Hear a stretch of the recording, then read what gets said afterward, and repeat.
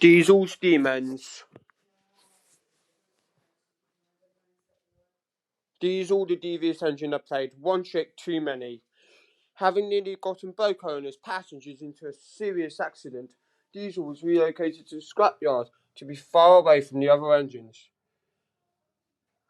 Diesel was not at all thrilled to be working at the scrapyard. Despite his arrogance and pride, Diesel was secretly terrified to be anywhere near the scrapyard. He considered it a desolate place.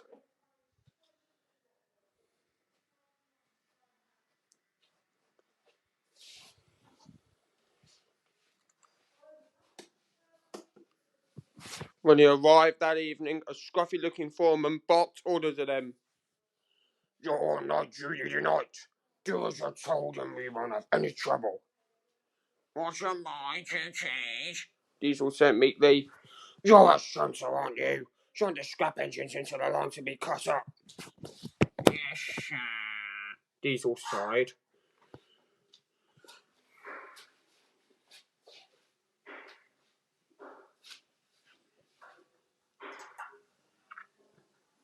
Diesel slunk over to the sidings where he found many old rusted engines with "scrap" written in broad letters across their tanks. He gazed at their lifeless faces and was overcome with a sense of dread.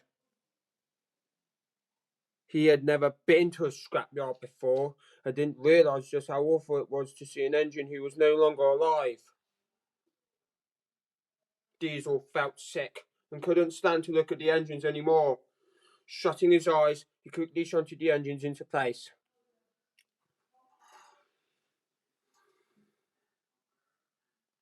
The cutters prepared their torches and soon began removing funnels, domes, smoke box doors, and everything in between.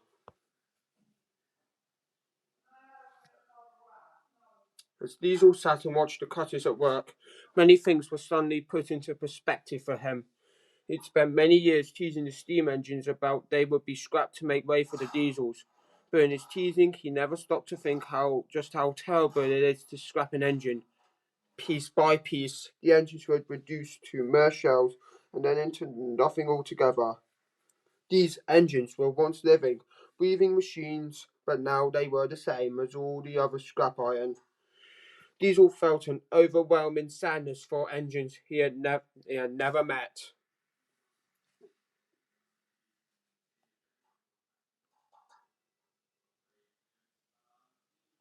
Later that night, Diesel returned to his shed, a much wiser engine.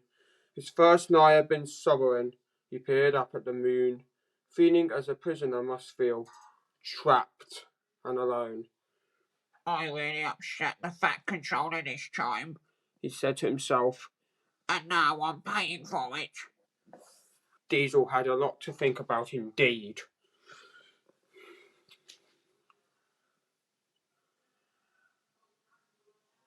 The next night, Diesel returned to the scrapyard to begin his shunting.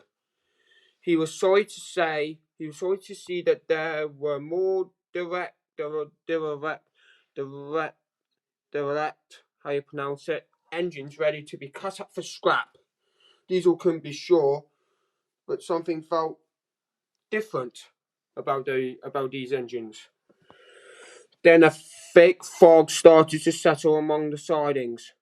The moonlight reflected early off the rusted boilers of the scrap engines. Diesel heard what sounded like a faint whisper echoing from the bowels of the old engines. Diesel listened intently as the whispers grew louder.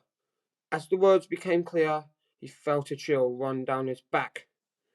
"You did this. You did this.